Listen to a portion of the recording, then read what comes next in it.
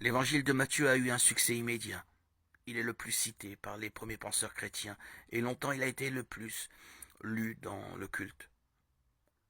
En art, il est symbolisé par un ange. En fait, au point de départ, il s'agissait d'un homme, car le premier chapitre insiste sur l'humanité de Jésus, vrai fils d'Israël. Au XVIIIe siècle, le musicien Jean-Sébastien Bach a mis en relief l'humanité et la divinité de Jésus dans un superbe oratorio, la Passion selon saint Matthieu.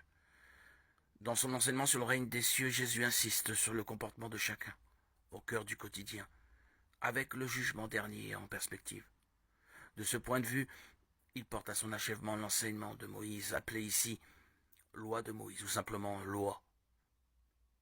La loi et l'évangile ne se contredisent pas, leur source est la même, à savoir le bonheur d'être aimé de Dieu. L'inouï, c'est que le bonheur vient à nous grâce à Jésus crucifié et ressuscité.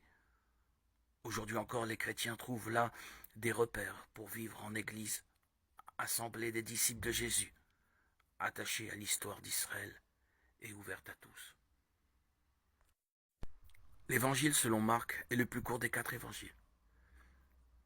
La tradition l'attribue à Marc, un compagnon de Paul, puis de Pierre.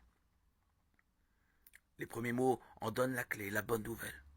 C'est que Jésus est Christ et Fils de Dieu. Christ prendra toute sa signification dans la bouche de Pierre après les paroles et les actions en Galilée. Et Fils de Dieu dans la bouche du centurion devant la mort sur la croix. Le récit commence avec un court prologue, 1:13, annoncé par le prophète Ésaïe. Jean-Baptiste prépare les foules à accueillir l'envoyé de Dieu. C'est Jésus de Nazareth. La première partie de l'évangile 1:14-8-30 est centrée sur la bonne nouvelle, à savoir la venue du règne de Dieu. Dès le début, Jésus y associe des disciples. Marc souligne son autorité à la fois quand il enseigne les foules, quand il guérit des malades, quand il se heurte aux spécialistes des Écritures et aux pharisiens. Dans la deuxième partie, Jésus s'achemine vers les souffrances et la mort qui l'attendent à Jérusalem. 8:31, 10:52. 3 fois, il en informe ses disciples, mais sans être compris.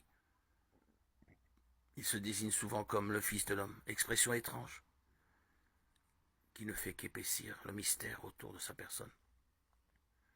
La troisième partie se déroule à Jérusalem, 11:1, 13, 37.